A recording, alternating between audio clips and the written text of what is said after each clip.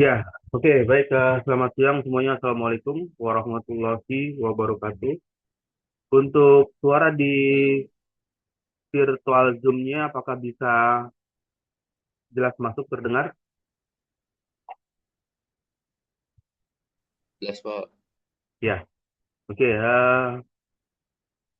Untuk pertama kali di perkuliahan ini bisa melakukan on cam-nya supaya ada dokumentasi ya, dokumentasi awal dari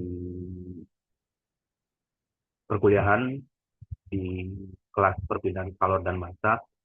Untuk kelas perpindahan kalor dan massa ini eh, saya izin masih gabung dulu ya karena pada apa di semester ini saya mengikuti kegiatan latsar dari Kemendikbudristek CPNS. Jadi untuk pembagian waktunya kalau misalnya di sore hari saya ada sedikit kendala. Jadi eh, mohon izin untuk beberapa selama mengikuti latsar ini untuk perkuliahannya masih dikondisikan untuk sama untuk kelas A dan B dengan jam yang sama. Nah, eh, berikutnya saya ucapkan selamat Hari Raya ya, minal aidin wal faizin. Mohon maaf lahir dan batin. Ini pertemuan yang pertama Kak setelah Hari Raya Idul Fitri. Saya ucapkan selamat Hari Raya Idul Fitri. Mohon maaf lahir dan batin. Kemudian selanjutnya saya akan mencoba memulai menampilkan materi yang akan kita coba bahas ya atau coba kita diskusikan di pertemuan hari ini. Pertemuan yang hari ini merupakan kelanjutan. Jadi tiap minggu ini merupakan lanjutan ya, lanjutan dari pertemuan di minggu sebelumnya. Nanti bisa melihat kelanjutannya dari mana ya, bisa menonton dari rekaman ya, rekaman video yang dibagikan dari pertemuan yang sebelumnya sudah membahas apa, lalu di pertemuan hari ini akan menceritakan tentang apa.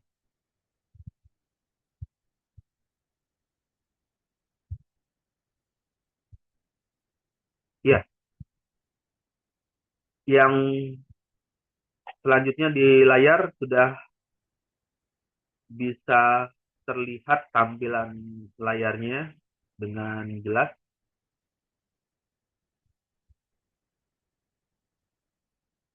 Untuk share screen-nya sudah bisa, apakah sudah bisa keluar terlihat di layar? Sudah Pak.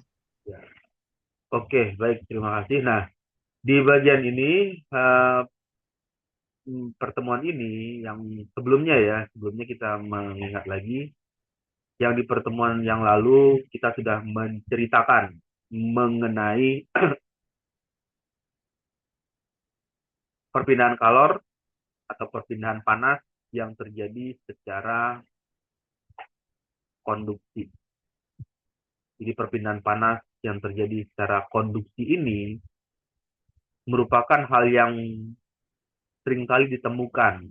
Artinya case-nya banyak ya terjadi kalau di mechanical engineering, di teknik mesin, karena panas ini merambat melalui media perantara. Perantaranya umumnya ya pasti materialnya harus terbuat dari material logam umumnya. Karena kalau materialnya bersifat isolator, maka terjadi proses penghalangan atau resisten panas yang mengalir tidak bisa berjalan dengan baik.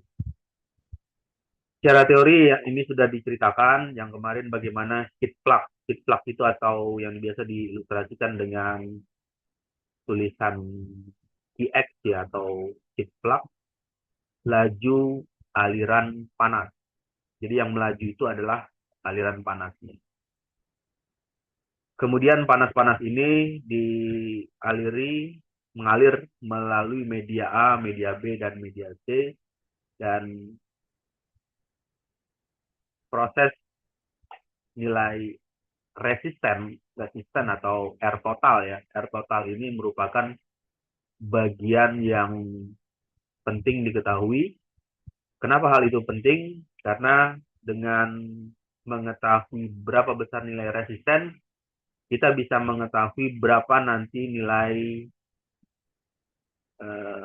heat flux yang mengalir dari T1 dari sini, dari T1 sampai ke TS4, T surface ya, artinya surface 1 sampai surface permukaan 4.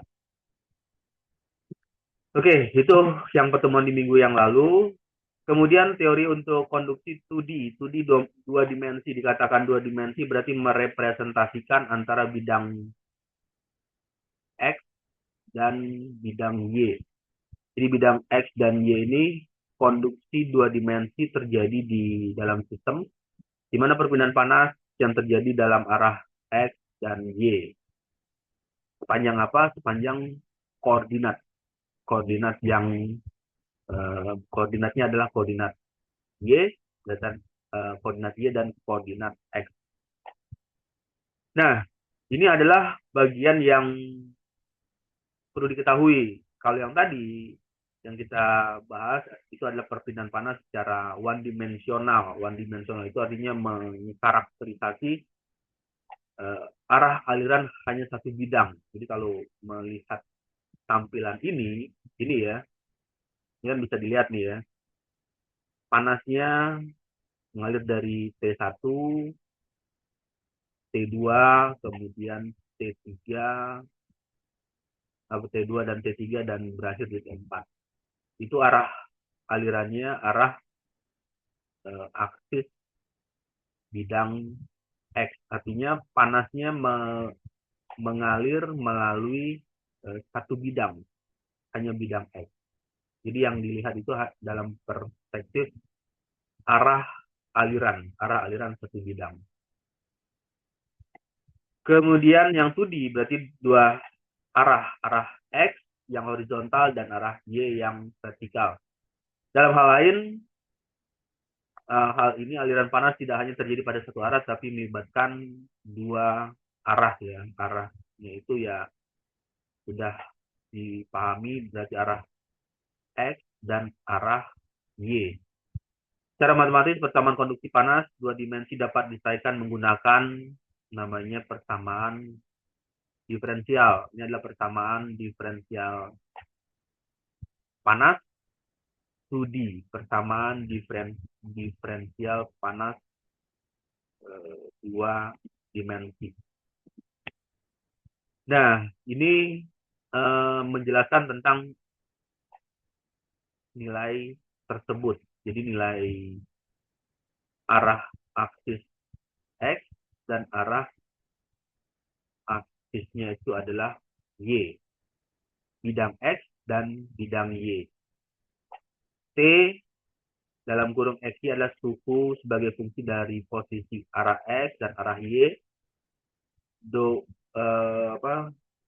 kuadrat T per do X kuadrat dan do kuadrat T per do Y kuadrat itu merupakan turunan kedua suku terhadap koordinatnya, koordinat X dan Y. Itu menggambarkan suku apakah mengalami perubahan. Jadi apakah sukunya ketika berada di T1, ini kan T2 ya di sini ya. Dari T2 ke T3 ini apakah mengalami perubahan? Kemudian arah aksis vertikal, berarti arah Y ya, itu apakah mengalami perubahan. Nah, jadi yang dilihat itu tidak hanya bidang yang ke horizontal aja atau yang ke arah kanan, tetapi juga memperhatikan arah vertikalnya, arah bagian aksis bidang Y untuk mengetahui apakah terjadi perubahan nilai temperatur. Ini yang dinamakan konsep perpindahan panas secara 2D. Lalu bagaimana dengan yang 3D ya? Kalau 3D 3 dimensi ya mudah ya, tinggal menambahkan lagi arah bidang Z. Nah, secara secara aktual ya, secara sesungguhnya panas itu akan mengalir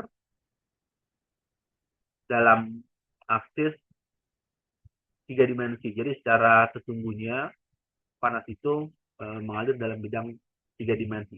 Kenapa harus dibagi menjadi one dimensional, two dimensional, dan three dimensional? Ya tujuannya untuk mengkarakterisasi misalnya arah aliran yang hanya memperhatikan bidang X saja, kemudian atau arah aliran yang memperhatikan bidang X, Y, dan yang terakhir arah aliran yang memperhatikan bidang X, Y, dan Z. Jadi secara bersamaan. Dibuat seperti itu tujuannya untuk memberikan analisis berapa panas yang mengalami perubahan, latitude flux yang terjadi untuk bidang X, Y, dan bidang Z. Oke, sampai sini ada diskusi dulu atau ada yang mau ditanyakan sebelum masuk ke slide berikutnya? Tidak ada ya? Suaranya bisa stabil, jelas terdengar di tampilan virtual Zoom-nya? Terdengar, Pak. Oke. Nah, yang tadi diceritakan, kalau yang tadi 2D, sekarang ini adalah 3D, 3D ya, 3 dimensi. Ya, kalau 3 dimensi melibatkan aksis X, Y, dan Z, bidang bidang X, bidang Y, dan bidang Z. Ini merupakan kondisi real ya, maksudnya panas itu secara natural artinya secara alami akan berpindah ke arah bidang X, kemudian arah bidang Y maupun bidang Z. Pada sistem yang didapatkan ini, tiga dimensi panas berpindah ke semua arah. Semua arah itu artinya arah X, Y, dan arah Z. Lalu persamaan konduksinya untuk tiga dimensi ini biar dikatakan lebih lebih kompleks, pasti ya lebih kompleks karena memperhatikan arah aksis X, arah aksis Y, dan arah aksis Z yang mencakup perubahan suhu sepanjang ketiga sumbu tersebut. Jadi kalau ini diartikan ya, ini ada titik di sini, ini ada titik A lah, sebut aja titik A, bidang X, X yang ini ya, yang horizontal, Y-nya itu yang vertikal, Z itu yang arah sini. Jadi nanti diketahui berapa nilai panas yang mengalami perubahan terhadap aksis X-nya, kemudian arah aksis Y, kemudian ini arah aksis itu artinya sumbu ya, sumbu arah bidang Z, sehingga bisa dituliskan dengan pendekatan persamaan matematiknya seperti ini. Jadi dituliskan. Nah, ini adalah pengertian dari nilai tersebut, dari nilai yang dituliskan ini. Di sini ada nilainya. Pertama, nilai tentang notasi T. T itu artinya fungsinya ya. Temperatur di bidang X, Y, dan Z adalah suhu sebagai fungsi dari posisi di ruangnya itu adalah ruang tiga dimensi. Kemudian do kuadrat T per do X kuadrat plus do kuadrat T per do Y kuadrat plus do kuadrat T per do Z kuadrat sama dengan 0. Kenapa dia sama dengan 0? Nah, ini yang jadi pertanyaan. Kenapa sama dengan 0, nggak sama dengan 1, atau sama dengan 2, atau sama dengan 3, misalnya, atau sama dengan 5. Nah, 0 ini memberikan arti bahwa kondisinya kondisi yang steady. Jadi ketika panasnya sudah tidak ada perbedaan lagi, jadi antara misalkan kalau di bagian ini ya digambarkan arah bidang X.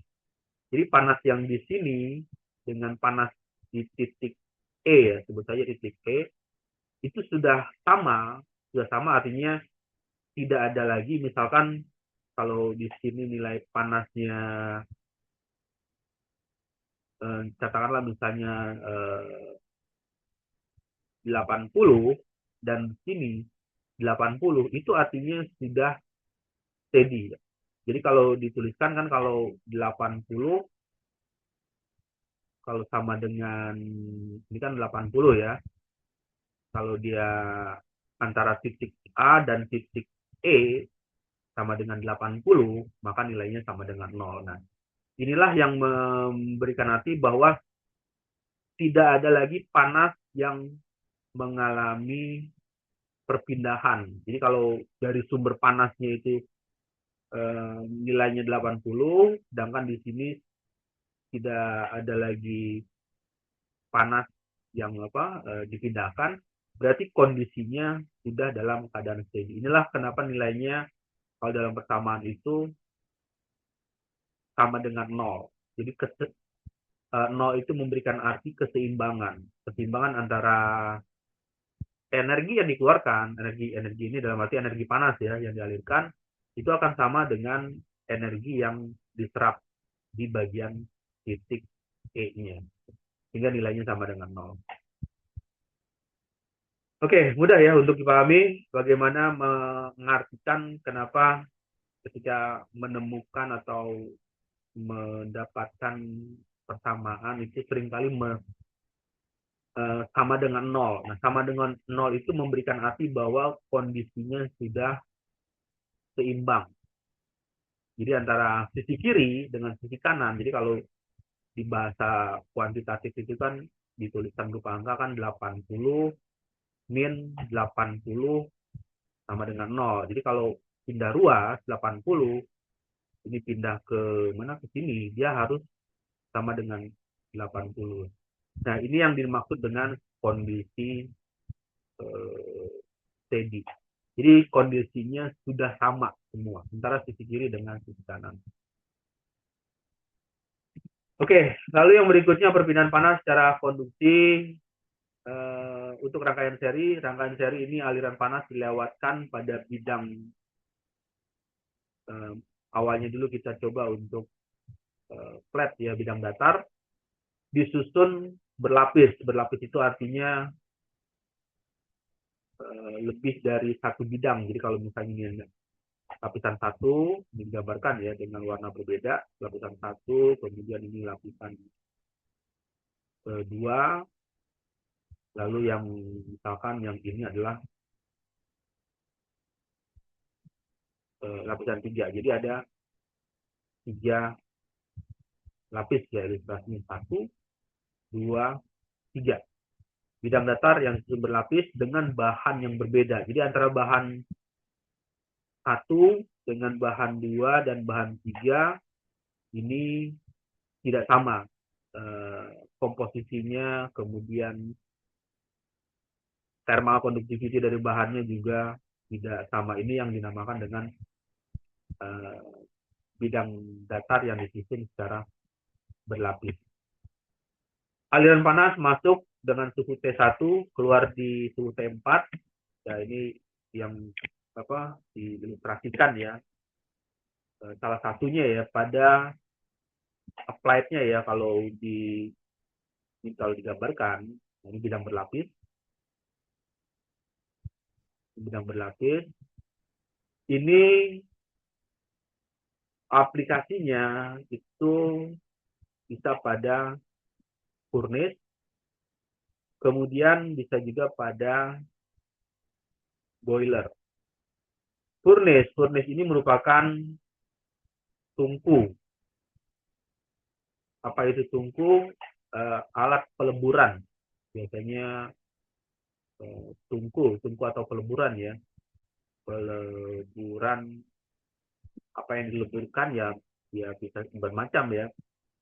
Furnace peleburan untuk meleburkan sampah atau membakar sampah, atau furnace untuk melebur logam dari logam padat menjadi logam cair, itu bisa menggunakan furnace. Kenapa harus dibuat berlapis yang menjadi pertanyaan. Nah, ini yang menjadi pertanyaan. Kenapa furnace itu eh, dibuat berlapis?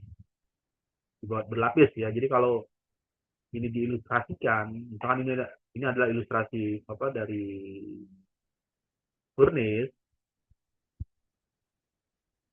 Dinding satu warna merah, kemudian di bagian berikutnya dinding ini dinding kedua ya, dinding kedua warna oke ya, kebalik, misalnya dinding pertama ya, dinding pertama warna merah, kemudian dinding yang kedua misalkan ya, di bagian ini warna apa ini, warna uh, orange, bukan orange siapa, kuning ya, agak kuning-kuningan. Kemudian misalkan di dinding ketiga ini warna biru. Nah, kenapa dia harus dibuat berlapis dan berbeda-beda? Pertama, yang terjadi ketika furnace ini ya, sebagai contoh ya, furnace ini digunakan untuk melakukan peleburan logam. Jadi ada proses apa namanya, peleburan logam. Yang menjadi pertanyaan, logam kira-kira mencair atau meleleh atau bahkan mendidih pada temperatur berapa? Misalkan data yang diketahui, logam ini eh, cair ya pada suhu 500 derajat Celcius.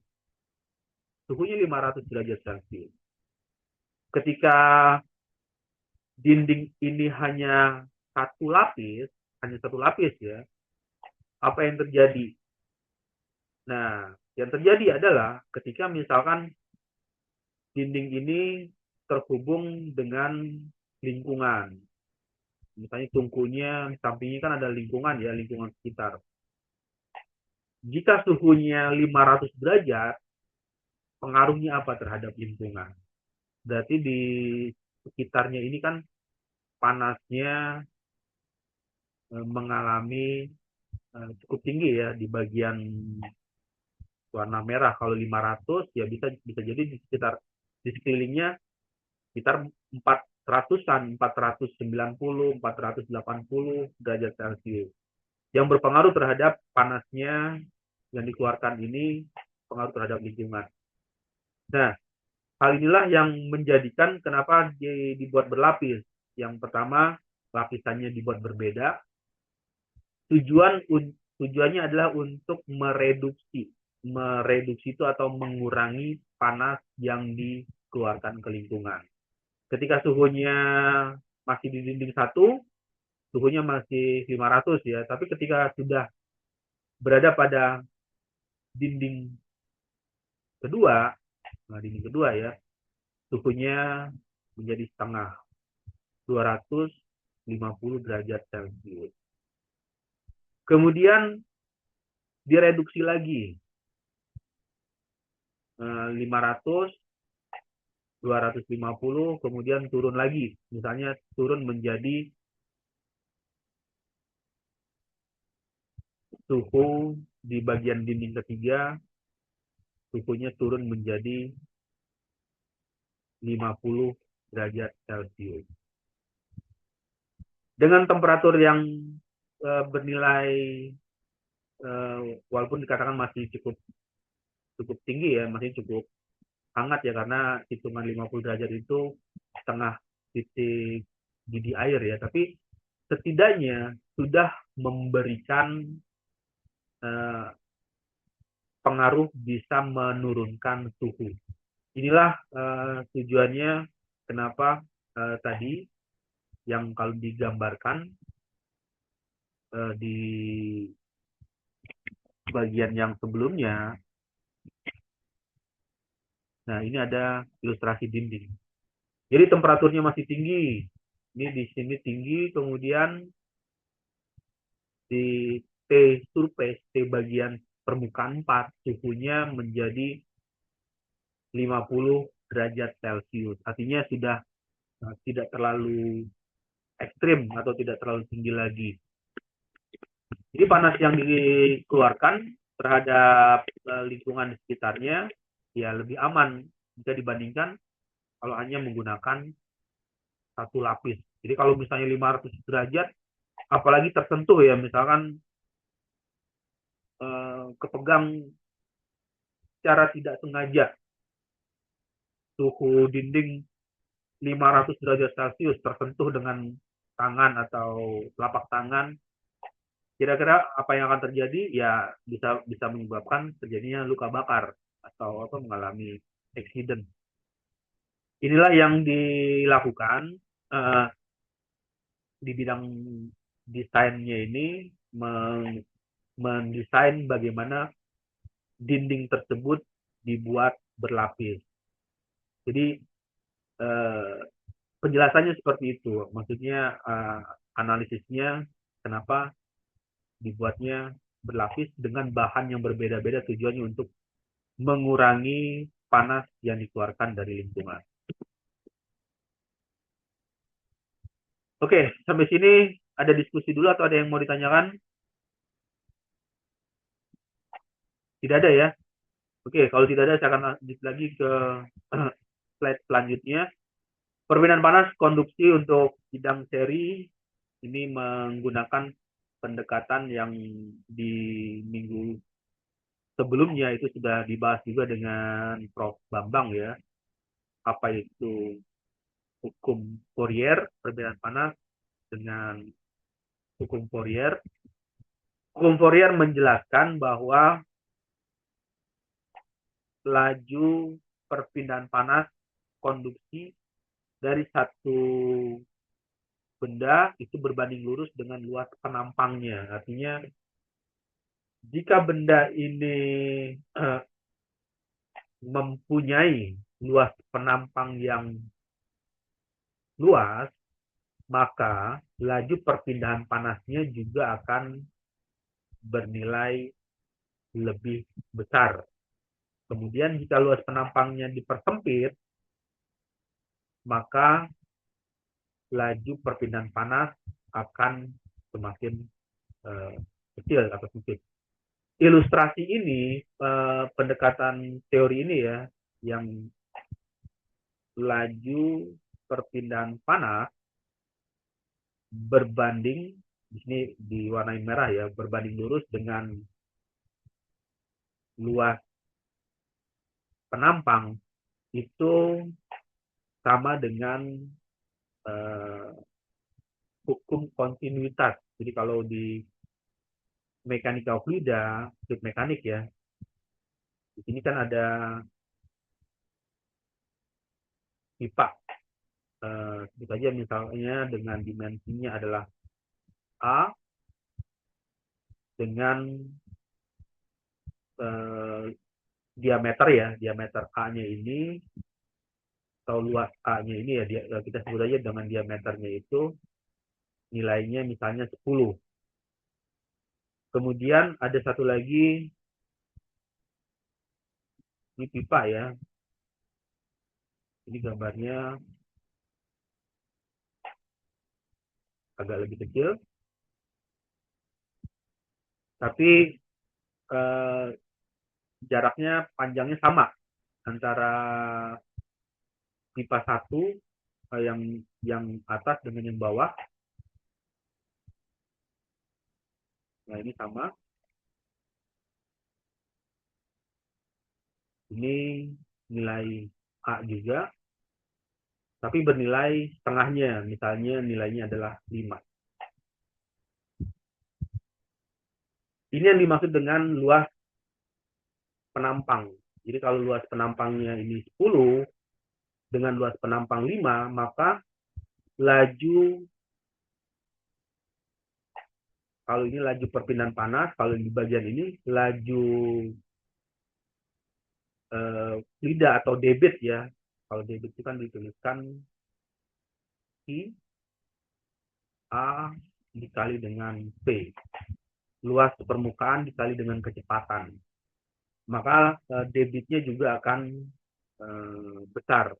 Begitu juga dengan ini, laju perpindahan panas. Jadi kalau ketika luas penampangnya itu lebih besar, maka panas yang akan dialirkan juga bernilai lebih besar.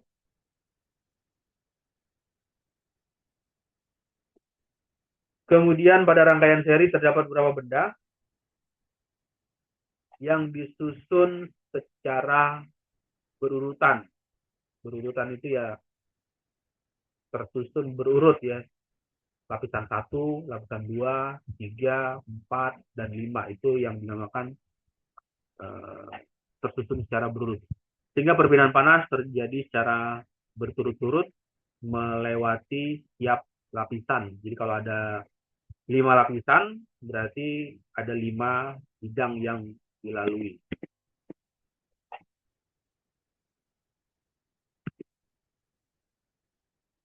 Nah, ini merupakan anggapan atau asumsi bahwa setiap benda yang memiliki luas penampang yang sama dengan ketebalan yang sama, maka laju perpindahan panas secara konduksi ini bisa dihitung dengan persamaan ini. Ini ada yang tadi hukum Fourier ya, pendekatan Fourier dengan persamaannya ini. Q merupakan laju perpindahan panas, K ini adalah konduktivitas termal. Jadi berapa besar nilai konduktivitas termal atau thermal conductivity dari bahan tersebut. Jadi kalau bahannya yang pertama ya misalnya bahannya tembaga dengan bahan, ada lagi yang bahan misalkan berbeda ya, bahannya adalah baja, atau yang selanjutnya bahannya menggunakan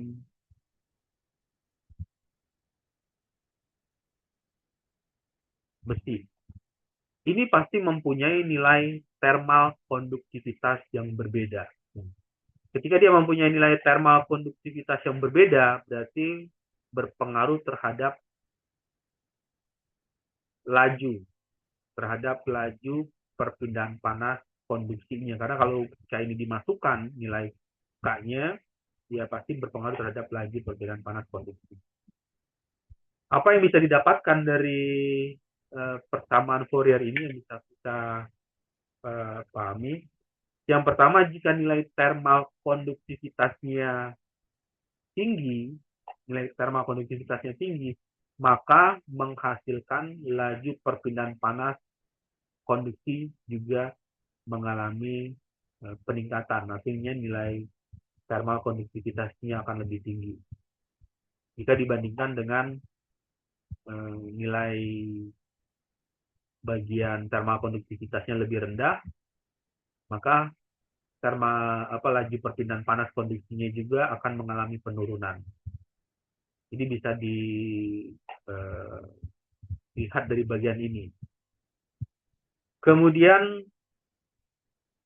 nilai T1 min T2 ini adalah perbedaan antara surface 1. Jadi kalau ini digambarkan di ilustrasi sederhana ya, plat datar.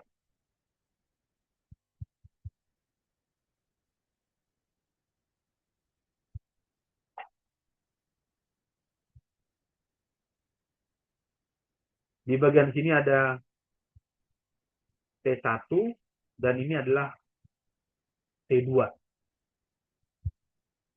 T1 dan T2, misalnya di titik ini 1, di T1 dan ini adalah titik T2. Ketika membaca persamaan ini memberikan arti bahwa gradien temperatur. Gradien temperatur itu selisih suhu ya. Selisih suhu antara T1 dengan T2. Jika selisih suhunya rendah, maka laju perpindahan panas secara konduksinya juga akan bernilai rendah. Tetapi jika selisih suhu antara T1 dengan T2-nya ini cukup jauh selisihnya, maka laju perpindahan panas konduksinya juga akan lebih tinggi nilainya. Jadi kalau dianalogikan ke ini ya, ke aliran fluid mekanik, T1 dan T2 itu sama saja perbedaan nilai tekanan. Jadi ada nilai itu saja misalnya P1 dan P2. Tekanan di titik 1 dan tekanan di titik 2. Jika selisihnya cukup cukup besar, misalnya T1-nya misalkan yang pertama ya, ilustrasi pertama ini 10, yang ini 5. Artinya 10 dikurang 5 itu sama dengan 5. Kemudian ada lagi misalkan yang berikutnya ini 10, misalkan dibuat berbeda ya. Warnanya bisa ada terlihat perbedaan. Di sini 10, di sini 2 ya. Jadi kalau dituliskan 10 dikurang 2 min 2 ya, min 2 sama dengan 8. Nah, kondisi yang ini ya, yang nilainya 8 itu akan menghasilkan kecepatan aliran yang lebih tinggi jika dibandingkan dengan selisihnya yang ini nilainya dibandingkan dengan nilai tekanan yang lebih rendah. Nah, ini yang dianalogikan dengan panas. Jadi kalau panasnya antara bidang titik 1 dan titik 2-nya jauh perbedaan, maka laju heat flux ya. Heat flux itu kan laju perpindahan panasnya juga lebih besar. Laju itu sama saja dengan kecepatan yang berpindah. Jadi yang berpindah itu adalah panasnya. Jadi laju aliran panas. Jadi yang mengalami perpindahan itu bagian nilai Q-nya atau nilai laju perpindahan panas. Lalu di bagian ini ada nilai D ya. D ini ya tebal. D itu sama saja dengan kalau dituliskan di sini. Nah, ini adalah tebalnya. Semakin tebal berarti lajunya semakin pelan. Tapi kalau semakin tipis, ini dibuat tengahnya ya. Jadi tipis tengah dari ini, ya lajunya juga akan semakin meningkat. Begitu juga dengan fluidanya. Jadi kalau yang tadi analogi fluida, yang pipa yang panjangnya hanya 1 meter, dengan pipa yang panjangnya 50 cm. Yang jadi pertanyaan, fluidanya yang lebih cepat sampai dari titik ini ke titik keluar, dari titik masuk ke titik keluar itu pasti luas permukaan yang lebih pendek panjang pipanya. Begitu juga dengan yang ini. Itu merupakan ilustrasi atau analoginya bagaimana memahami panas yang berpindah secara konduksi di bagian bidang ini. Oke, sampai sini ada diskusi dulu atau ada yang mau ditanyakan? bisa dipahami ya untuk konsep fundamental. Jadi ini dinamakan konsep fundamental atau dasarnya. Untuk suaranya bisa jelas stabil ya, terdengar di virtual zoom-nya. Bisa, Pak. Oke. Nah, di bagian berikutnya rangkaian seri untuk perpindahan panas, konduksi rangkaian seri, laju perpindahan panas di setiap benda ini Q1 sama dengan Q2 sama dengan Q3 titik-titik sama dengan Qn. Ini sama seperti teori yang sebelumnya ya. Ini adalah kondisi asinisinya steady. Jadi kalau dituliskan Q1 ditambah Q2 ditambah Q3 ditambah Q4 ditambah misalkan sampai Q5 itu nilainya sama dengan 0. Karena kalau misalnya ini dijabarkan kan Q1 misalkan ya dijabarkan per ini persamaan ya. Ini di slide persamaannya. Nah, ini bisa dituliskan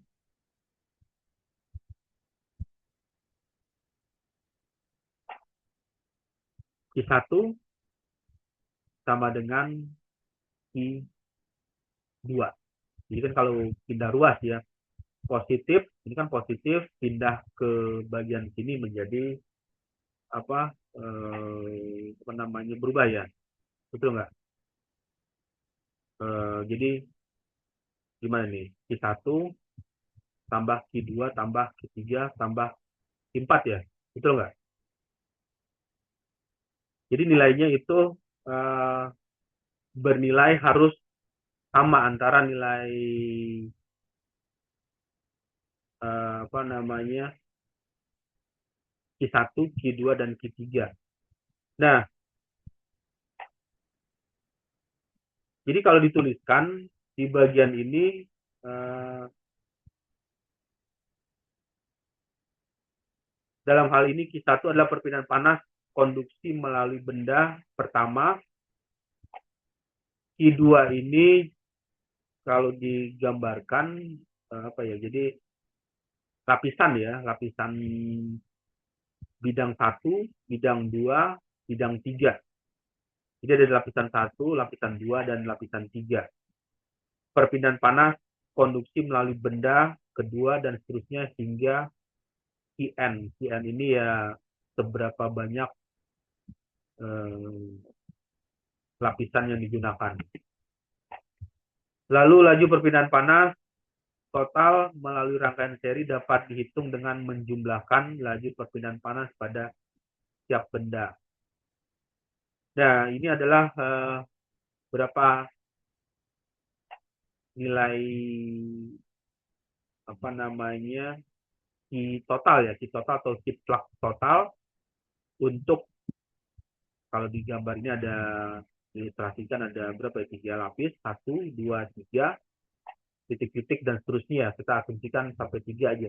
Jadi lapisan 1, lapisan 2 dan lapisan 3. Jadi ada 3 lapis perpindahan panas melalui rangkaian seri sehingga bisa dihitung dengan menjumlahkan berapa besar nilai heat flux di tiap lapisan tersebut.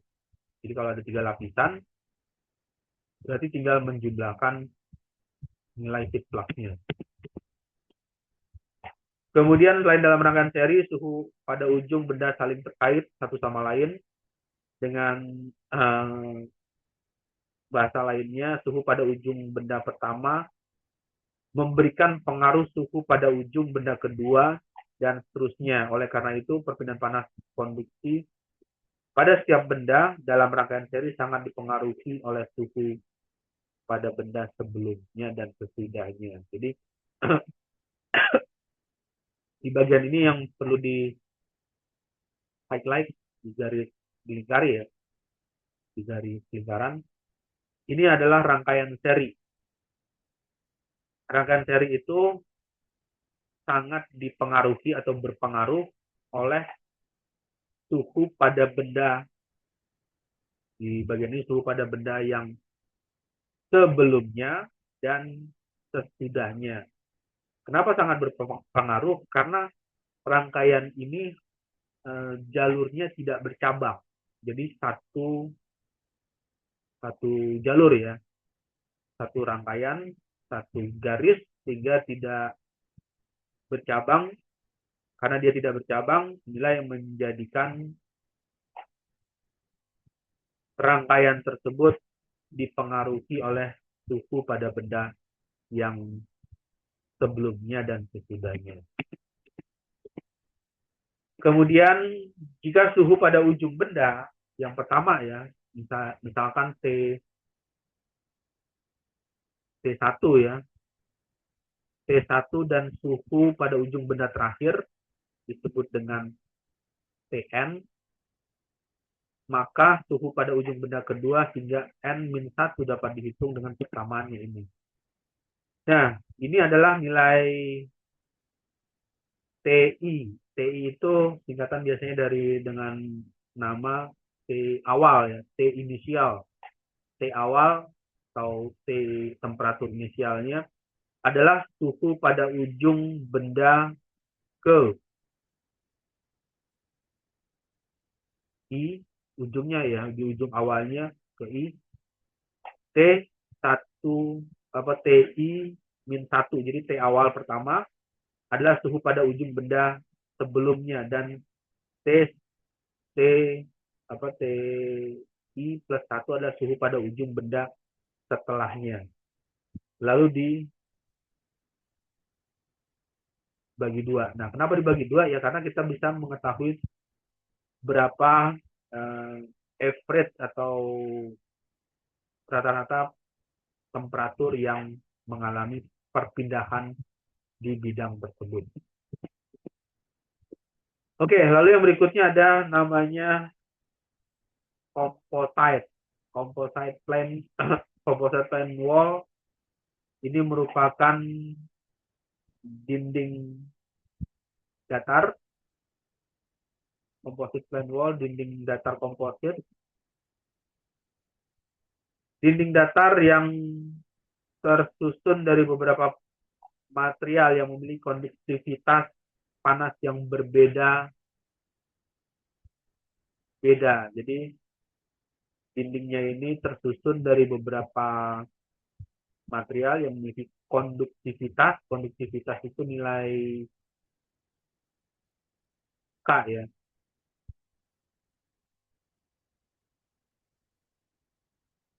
Konduktivitas panas yang berbeda-beda. Sehingga susunannya dapat disusun secara seri. Seri ini satu cabang. Kemudian paralel ini lebih dari satu cabang. Jadi kalau lebih dari ini tulisnya lebih dari satu cabang. Susunan seri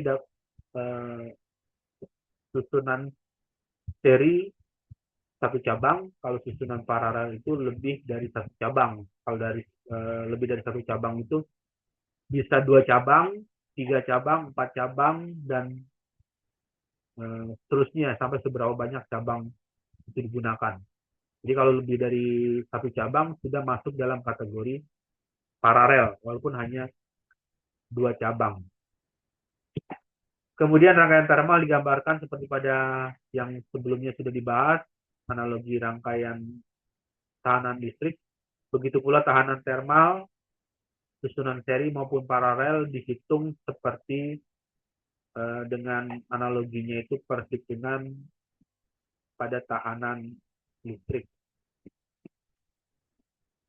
Nah, yang perlu kita pahami secara fundamental konsepnya mengenai rangkaian yang tadi, ada rangkaian namanya rangkaian seri maupun rangkaian paralel. ada beberapa kelebihan ya ketika suatu desain atau rancangan ini disusun secara seri maupun disusun secara paralel. Sebagai awalnya, yang pertama untuk rangkaian secara paralel, untuk rangkaian secara paralel, ini memberikan nilai plus minus, keuntungan dan kelemahan. Kelebihannya, kalau keuntungannya, untuk rangkaian seri, yang pertama adalah meningkatkan laju perpindahan panas, karena masing-masing jalur perpindahan panas ini bisa bekerja secara independensi. Independensi itu artinya, kira-kira ada yang tahu apa independen? Artinya bebas.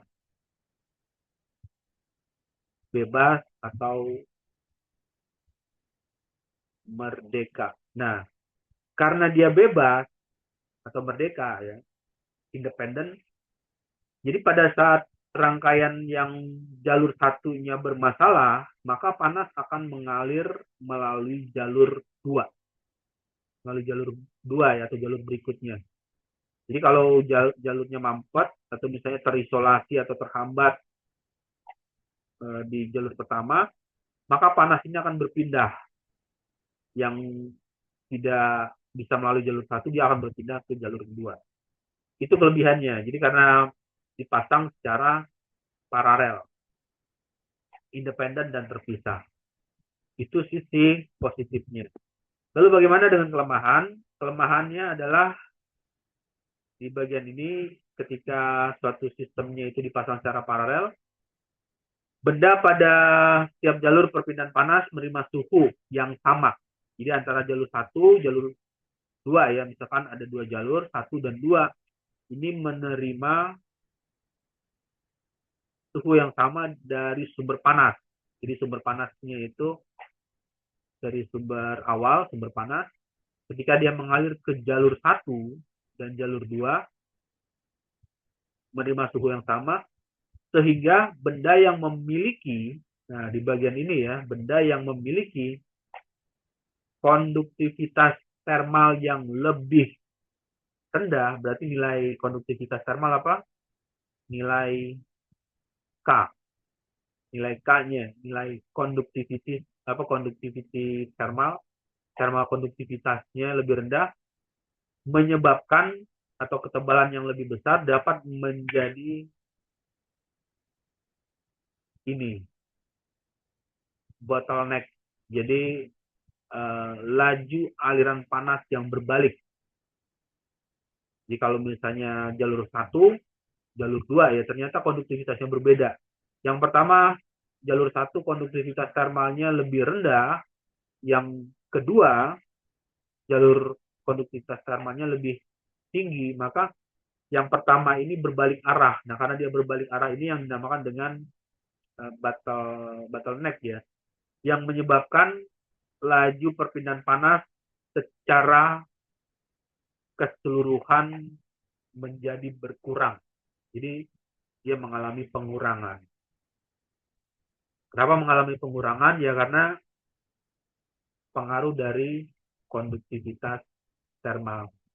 Dari konsep dasar ini yang bisa dipahami adalah pada saat mendesain rangkaian secara ini ya, secara paralel, maka pastikan apakah yang diinginkan laju alirannya, laju aliran panas ya, laju aliran panasnya ini sama. Jika menginginkan laju aliran panasnya sama, harus menggunakan thermal conductivity yang sama juga antara bidang satu dan bidang dua. Nah, ini merupakan bagian penjelasan yang bisa didapatkan ketika desainnya itu secara ini ya, disusun secara paralel. Jadi ada rangkaian yang disusun secara rangkaian paralel.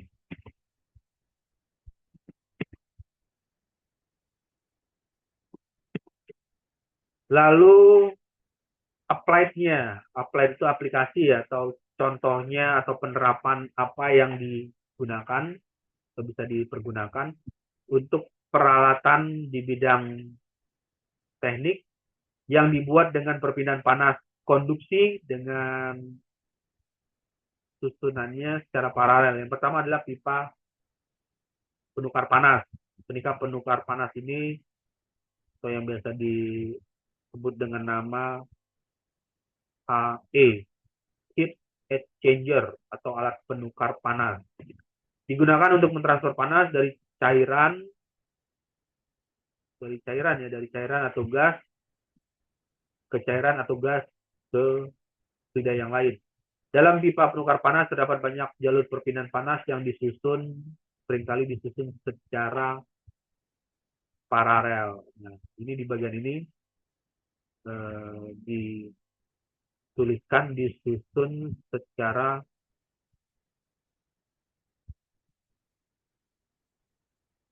paralel sehingga meningkatkan laju perpindahan panas. Nah, ketika mendapatkan kondisi seperti ini, ya pastikan bahwa tadi ya untuk mengurangi atau menghindari kelemahan rangkaian paralel, pastikan bahwa nilai thermal conductivity untuk material 1, 2, 3 itu bernilai yang sama supaya tidak menyebabkan yang tadi namanya bottleneck ya, ada laju balik aliran panas karena bidang 1 mempunyai thermal conductivity yang lebih rendah.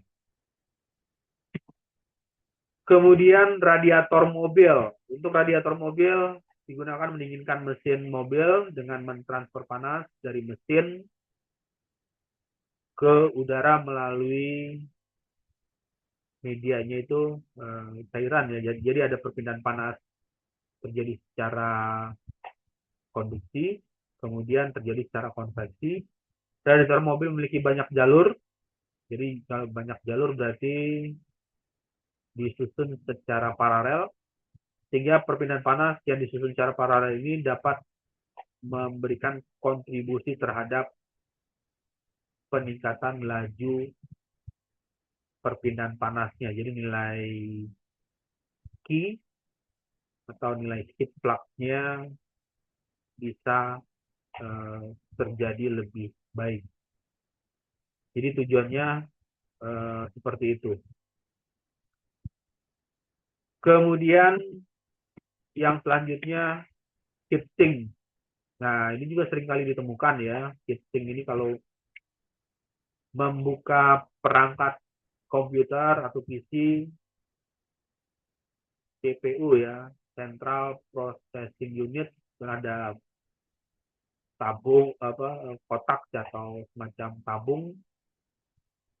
Heatsink pada komputer digunakan untuk mendinginkan suhu komponen elektronik seperti mendinginkan prosesor, kartu grafis, dan lainnya.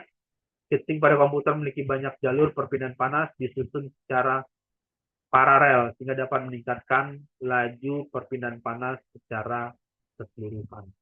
Ini merupakan bagian dari penerapan desain yang disusun secara paralel. Kemudian mesin pendingin. Untuk mesin pendingin ini pendinginan suhu pada ruangan atau tempat tertentu. Mesin pendingin memiliki banyak jalur perpindahan panas disusun secara paralel sehingga meningkatkan laju perpindahan panas secara keseluruhan. Intinya dari desain yang dibuat baik itu secara paralel maupun secara seri, goalnya seperti apa? Apakah ingin meningkatkan laju perpindahan panas secara keseluruhan atau mereduksi, mengurangi ya, mereduksi laju perpindahan panas secara keseluruhan. Nah, Ketika ingin meningkatkan laju perpindahan panas secara keseluruhan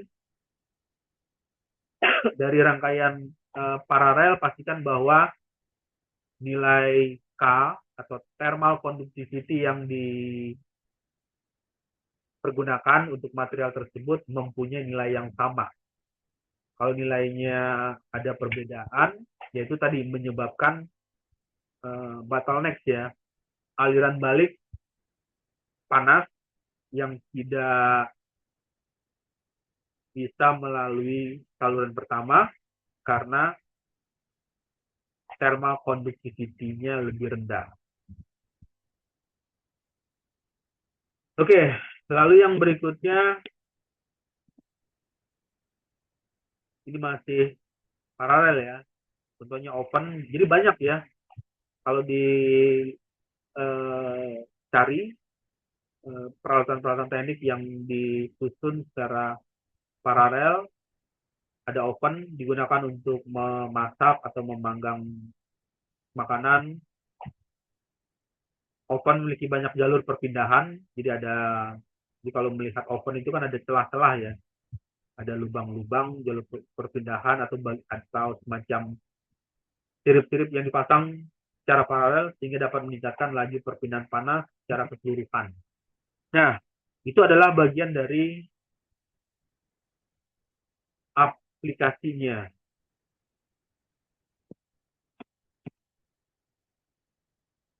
Lalu konduksi transien.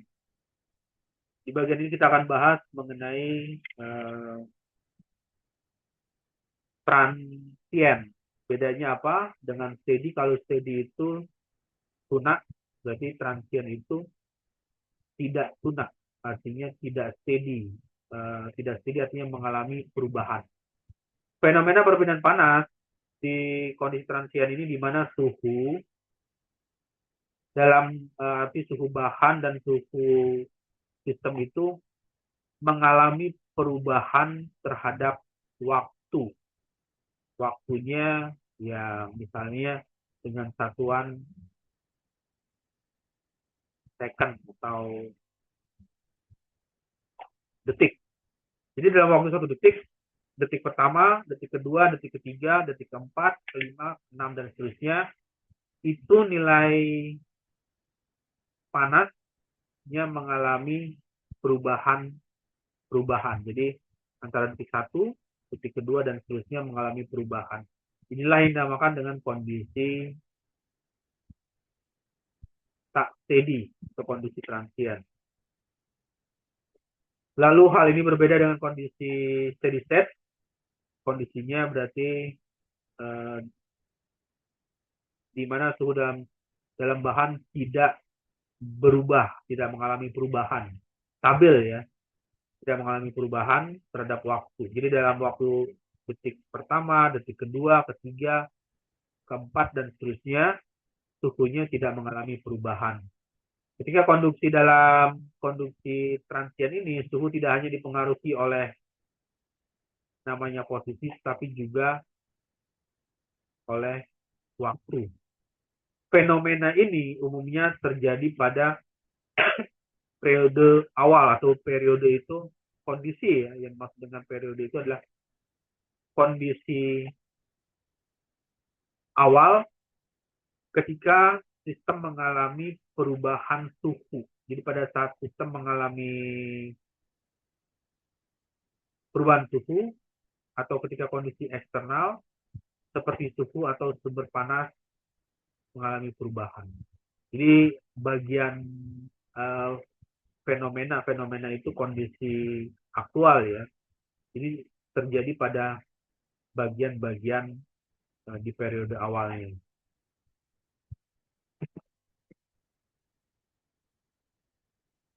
Lalu yang jadi pertanyaan, kira-kira apa saja yang menyebabkan terjadinya konduksi transien? Yang pertama, konduksi transien terjadi ketika ada perubahan temperatur yang signifikan di bahan tersebut.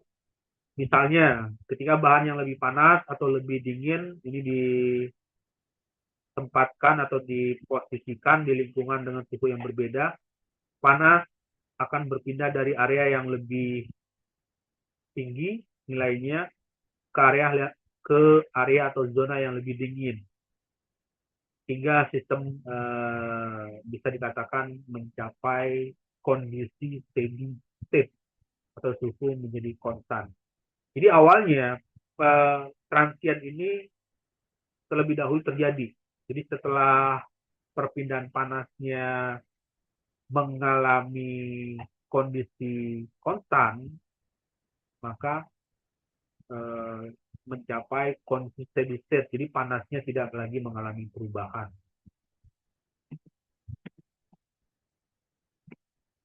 Nah, ini persamaan konduksi transient. Untuk konduksi transient ini seperti ini ya persamaannya. Ini kalau melihat dari governing equation ini kan ada nilai K ya. Thermal conductivity terhadap arah aksis X, thermal conductivity terhadap arah aksis Y, kemudian ini thermal conductivity terhadap arah aksis Z. Yang jadi pertanyaan, apakah nilai thermal conductivity untuk bidang X, Y, dan Z itu sama?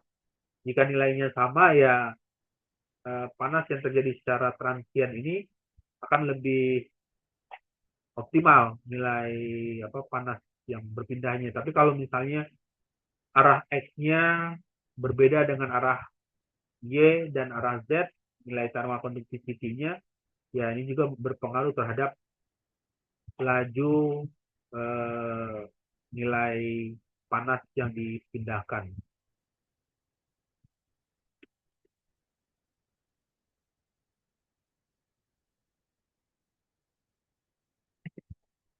Oke, jadi ketika membaca dari sini, dari penjelasan ini ya, ini merupakan bahan yang digunakan, nilai rho. Rho ini adalah massa jenis dari bahannya, berapa nilai massa jenisnya, kemudian Cp itu merupakan kapasitas panas spesifik bahan pada tekanan konstan, lalu nilai T. T ini adalah nilai suhu, T besar ya, ini T, simbol T besar. Kemudian nilai T kecil itu adalah waktu, dan K ini merupakan konduktivitas thermal. Konduktivitas thermal ini nanti bisa didapatkan ya, ini berupa data konstan ya, data konstan karakteristik atau data konstan dari material yang digunakan. Dari mana bisa mengetahuinya ya, nanti bisa buka di buku ya, di buku e-book yang dikirimkan, cari tabel namanya thermal conductivity. Jadi nanti di situ akan keluar nilai K untuk berbagai macam jenis material. X, Y, Z merupakan koordinat arah aliran panas tersebut akan mengalami perpindahan.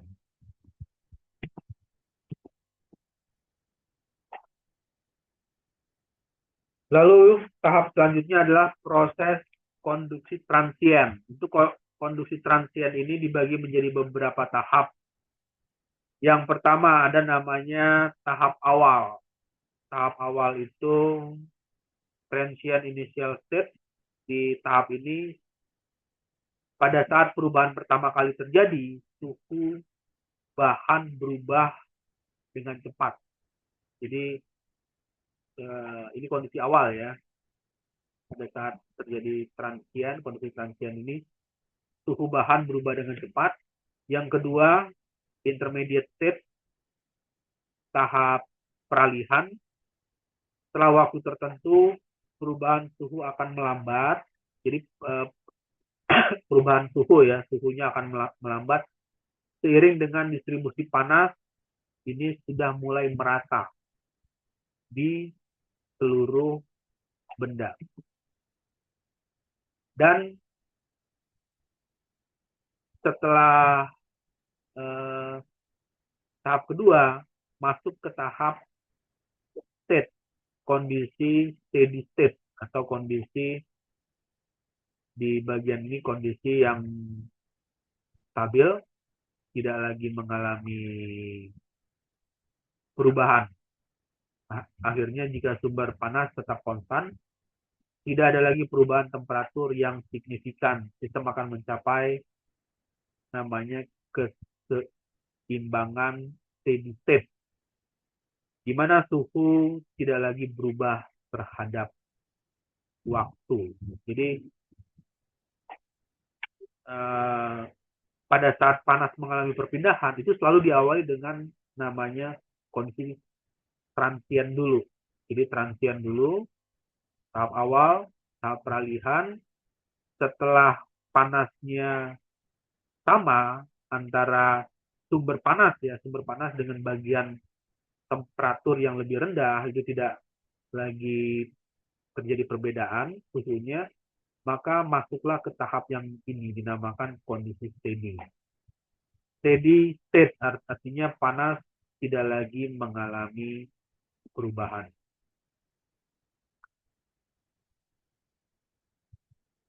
Oke, baik, sampai sini ada diskusi atau ada yang mau ditanyakan untuk materi yang tadi yang sudah dibahas tentang kondisi transien ya. Ya, kalau tidak ada pertanyaan atau diskusi, artinya materinya cukup mudah ya untuk dipahami atau dicerna mengenai materi yang disampaikan tadi. Kemudian di bagian berikutnya, jika tidak ada pertanyaan, bisa mengaktifkan kameranya. Saya akan melakukan input absensi ya, input absensi kehadiran. Ini input absensi kehadiran untuk perkuliahan, perpindahan kalor dan massa.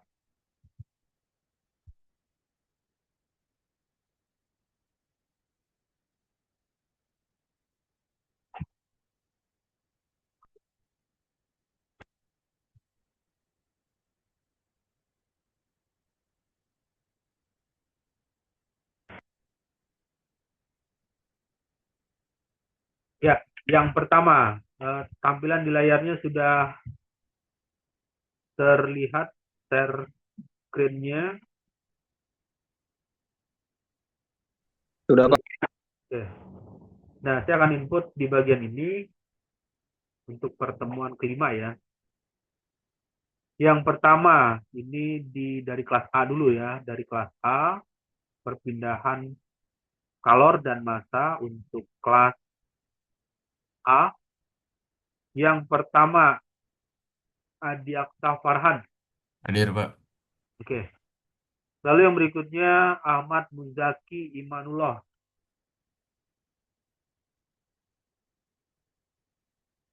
Suaranya bisa jelas terdengar ya ketika disampaikan. Yang saya ulangi lagi kedua, Ahmad Muzaki Imanullah. Apakah ada di dalam virtual Zoom? Oh, tidak ada ya. Kemudian Andika Wisnu Nugroho. Hadir, Pak. Oke. Lalu yang berikutnya Ariel Firmansyah. Hadir. Kemudian Arya Hadi Saputra. Hadir, Pak. Selanjutnya Asifa Nurwijaya. Hadir, Pak. Lalu Andrea Hakim. Hadir, Pak. Lalu Bramantio Raka Aribowo. Hadir, Pak. Kemudian Danar Setio Nugroho. Hadir, Pak. Lalu Diandra Ramadan Gunawan. Hadir, Pak. Selanjutnya Dian Nur Febriansyah.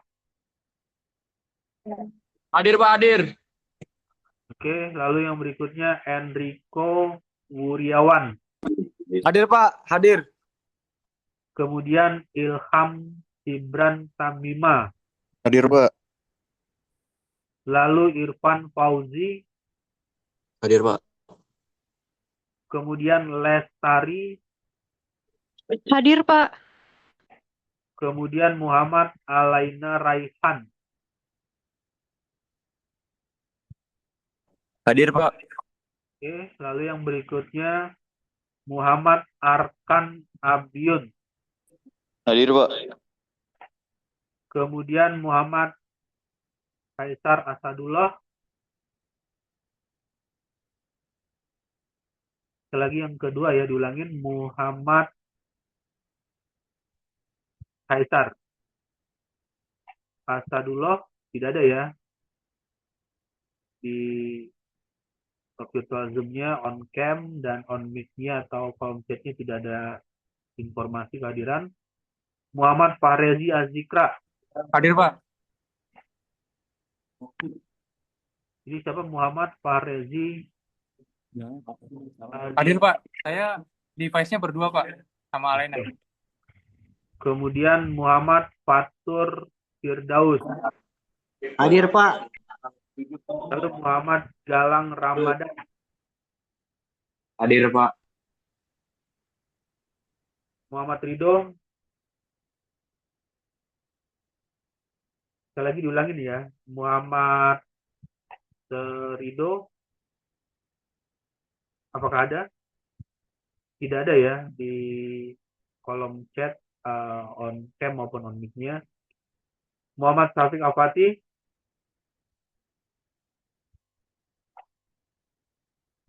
Sekali lagi diulangin yang kedua. Muhammad Syafiq ya. Muhammad Syafiq Afati. Oke, tidak ada. Lalu Muhammad Yopa Hidayat. Hadir Pak. Kemudian Mulham Ahnaf Fauzan. Hadir Pak. Lalu selanjutnya Nala Putra. Hadir Pak. Kemudian Rahyan Kinan Malaika. Hadir Pak. Kemudian Rafli Haris Diansyah. Hadir Pak. Selanjutnya Rifat Gusti Pratama Ramadan. Apakah ada? Yang kedua ya, diulangi. Rifat Gusti Pratama Ramadan. Tidak ada ya di kolom chat maupun on cam-nya. Kemudian Safi Zuhair.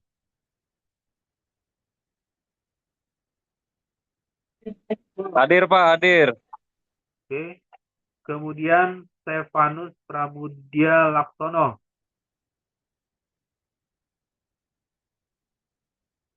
Sekali lagi Stefanus Pramudia Laksono. Tidak ada ya on cam maupun on mic-nya. Yang selanjutnya Tuah Kurnia. Hadir Pak. Oke.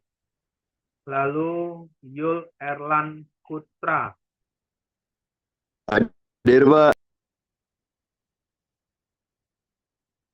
Kemudian Zaki Pramudia Widianto.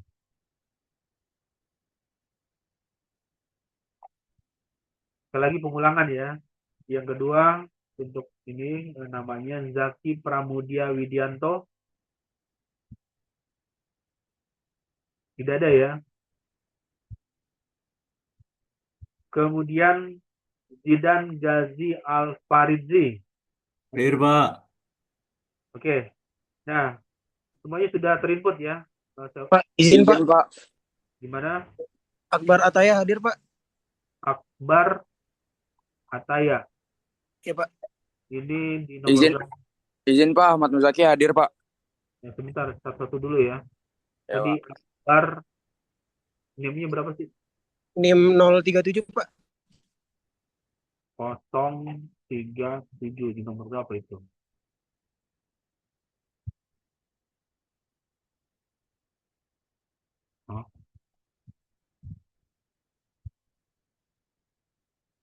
Oh, belum, ternyata belum kelas saya, Pak. Maaf, Pak, saya lagi Oh, kejebak hujan, Pak. ini kelas A ya. Ini masih kelas A ini. Yang kelas A-nya gimana? Sudah terinput semua ya? Izin Pak, saya Pak. Kelas A ya. Iya A Pak. namanya Namanya Muhammad Syafiq Afati Pak, 074. 074 ini ya. Iya Pak. Terima kasih Pak. Ya. Izin Pak, saya Ini Ahmad Muzaki Pak. Ahmad Muzaki berapa itunya? Yang di atas Pak, di awal-awal. Nah itu Pak. Yang ini ya. Oke. Terima kasih Pak. Ya.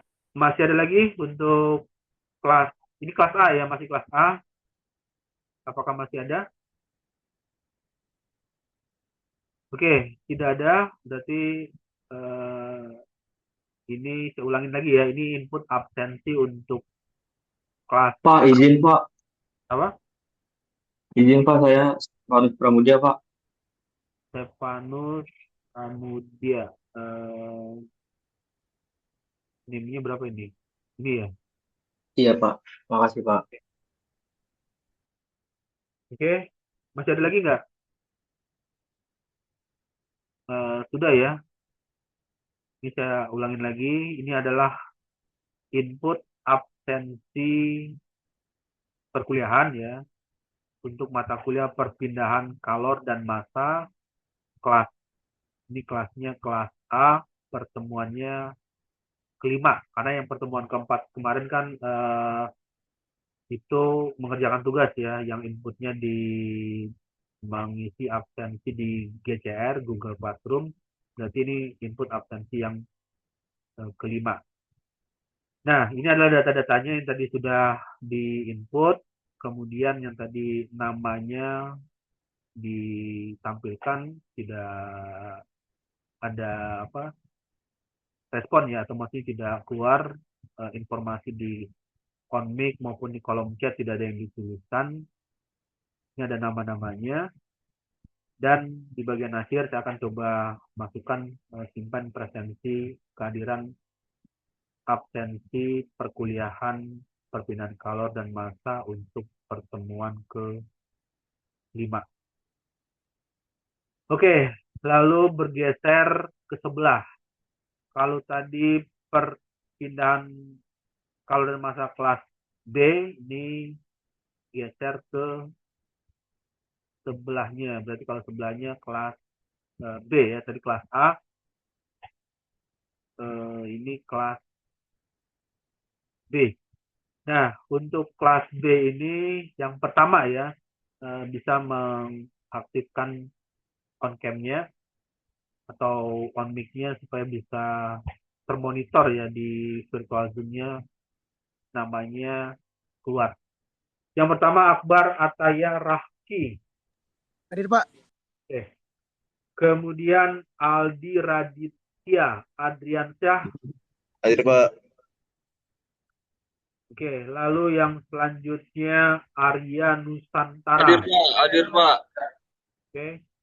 Kemudian Atala Putra Maisya. Hadir Pak, hadir. Selanjutnya Bayu Aji Nugroho. Kemudian Bramasta Siti Ayu. Hadir, Pak.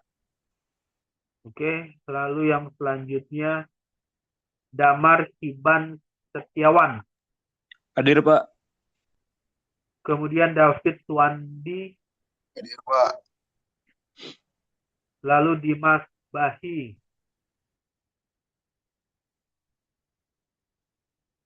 Ada, sekali lagi diulangin ya. Yang nomor 9, Dimas Bahi. Oke, tidak ada ya di kolom chat. Kemudian on mic-nya, terus cek di kolom chat Zoom-nya tidak ada. Dwingga Irdi Prasetyo. Sekali lagi diulangi, Dwingga Irdi Prasetyo. Oke, tidak ada ya. Yang selanjutnya Faisal Rizkullah. Hadir Pak. Kemudian Falco Sagala.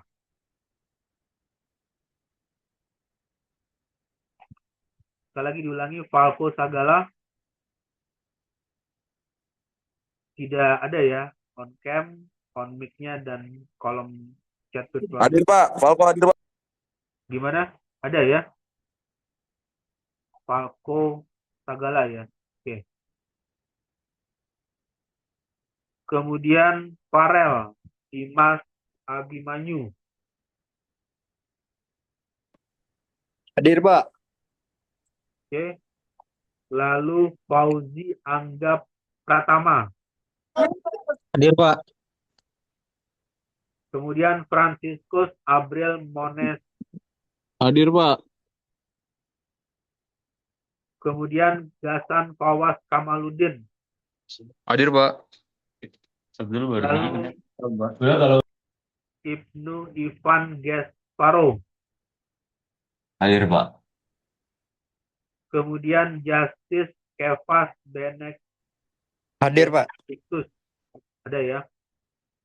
Kemudian M. Sihabudin Wijaya.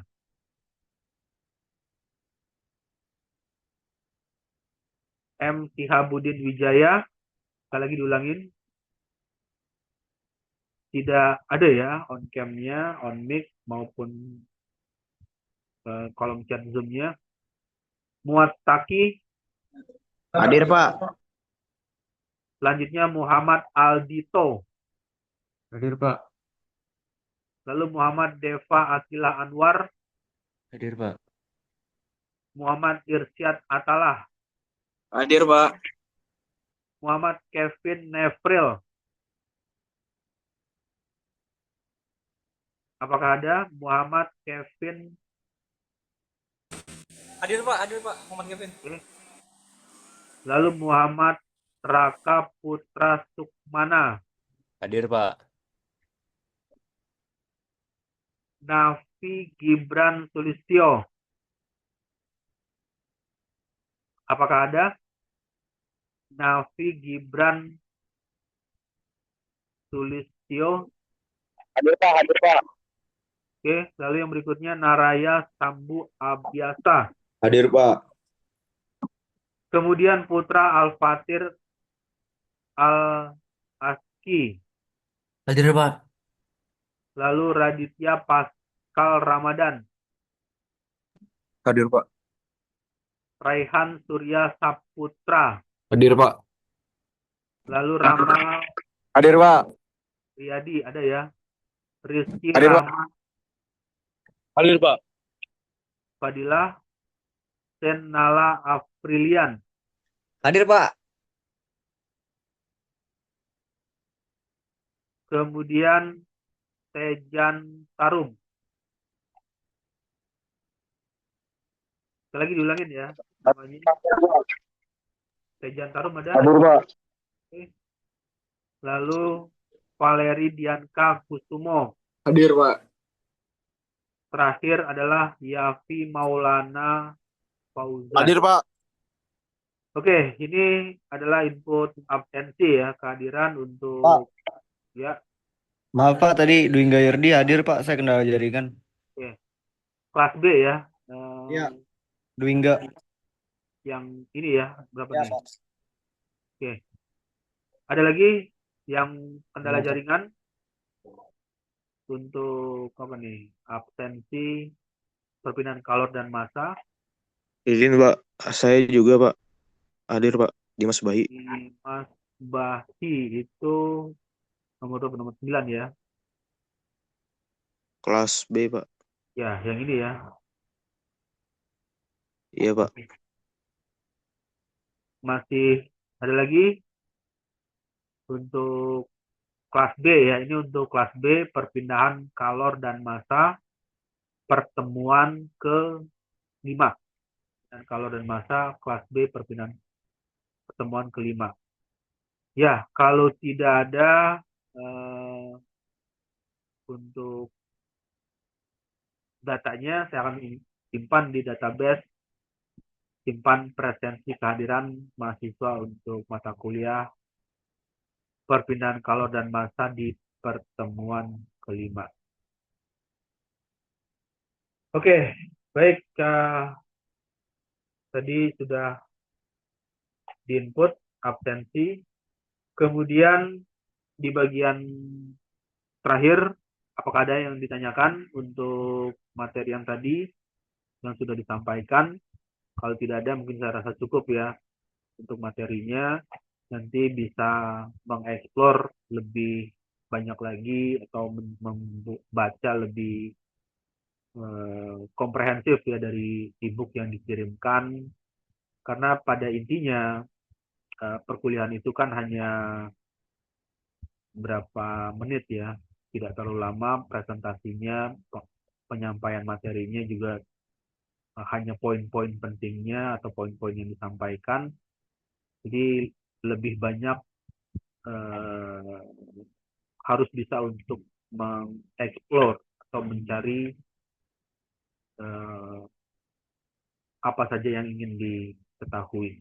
Nah, di bagian ini, kalau tidak ada pertanyaan, saya rasa cukup di sore hari ini pertemuannya. Saya ucapkan selamat sore semuanya. Wassalamualaikum warahmatullahi wabarakatuh. Waalaikumsalam.